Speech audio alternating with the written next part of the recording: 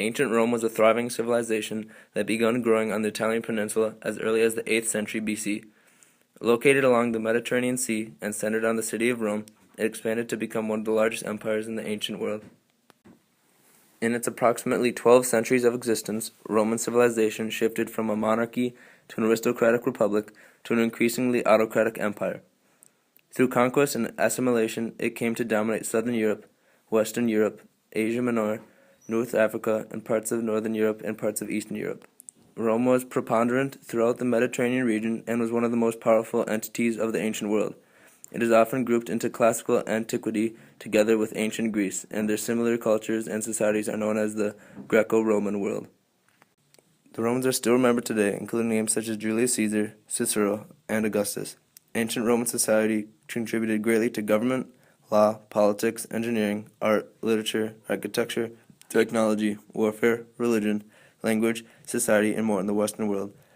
A civilization highly developed for its time, Rome professionalized and greatly expanded its military and created a system of government called a res publica, the inspiration for modern republics such as the United States and France. It achieved impressive technological and architectural feats, such as the construction of an extensive system of aqueducts and roads, as well as large monuments, palaces, and public facilities. The Seleucid Empire was a major center of Hellenistic culture, which maintained the preeminence of Greek customs and where a Greek Macedonian political elite dominated mostly in the urban areas.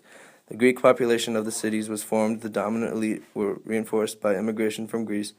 Seleucid expansion into Anatolia and Greece was abruptly halted after decisive defeats at the hands of the Roman army. Their attempts to defeat their old enemy, Ptolemaic Egypt, was frustrated by Roman demands. Much of the eastern part of the empire was conquered by the Parthians under Mithridates I of Parthia in the mid-2nd century BC.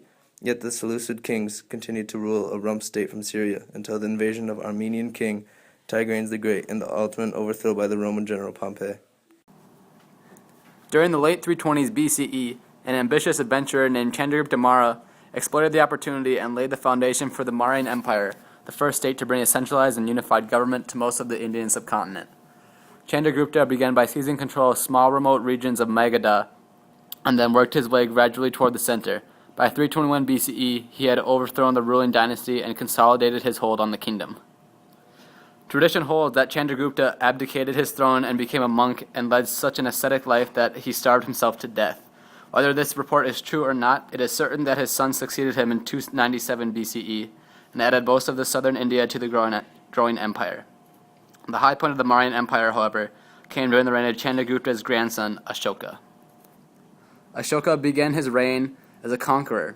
When he came to power, the only major region that remained independent of the Mauryan Empire was the kingdom of Kalinga, in the east-central part of the subcontinent. In fact, Kalinga was not only independent of Mauryan rule, but also activity hostile to its spread. The kingdom's resistance created difficulties for Ashoka because Kalinga controlled the principal trade routes, both by land and by sea, between the Ganges Plain and southern India. As a result of Ashoka's policies, the various regions of India became well integrated, and the subcontinent benefited from both an expanding economy and a stable government. Ashoka encouraged the expansion of agriculture, the foundation of the empire's wealth, by building irrigation systems. He encouraged trade by building roads, most notably a highway of more than 1,600 kilometers, linking Pataliputra with Taxila, the chief political and commercial center of northern India, which offered access to Bactria, Persia, and other points west. Ashoka's policies did not long survive his rule, nor did his empire.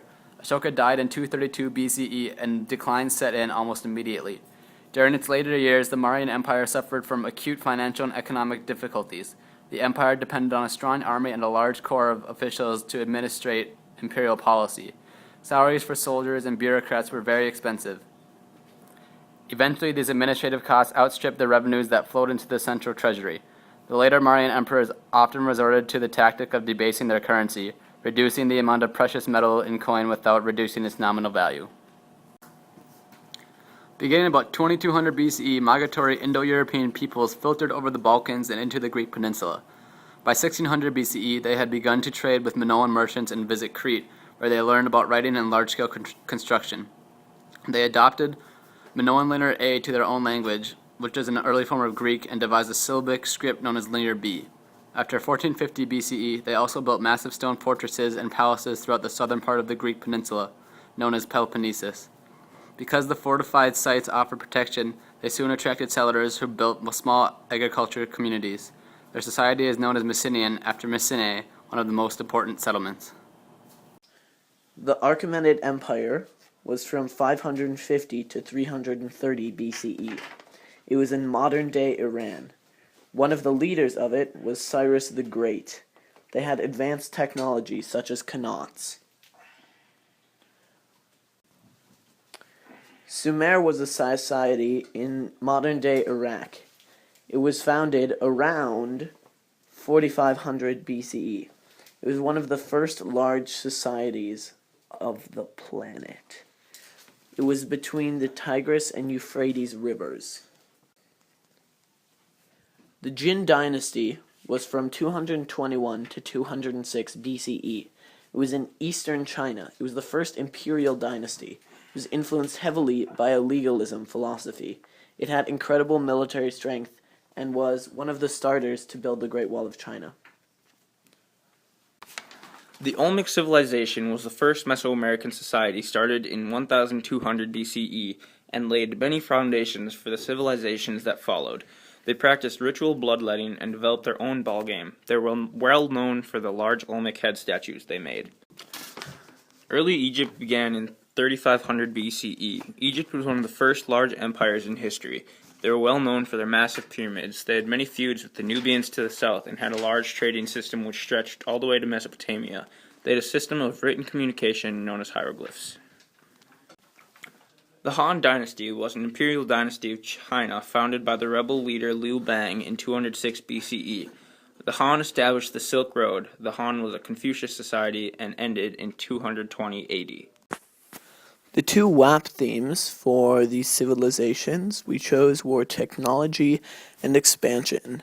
These are going hand in hand because one enables the other one. Using better technology, for example, the Achaemenid Empire was able to expand because they were able to conquer their foes more easily with their better technology. This is just one of many possible examples from these civilizations.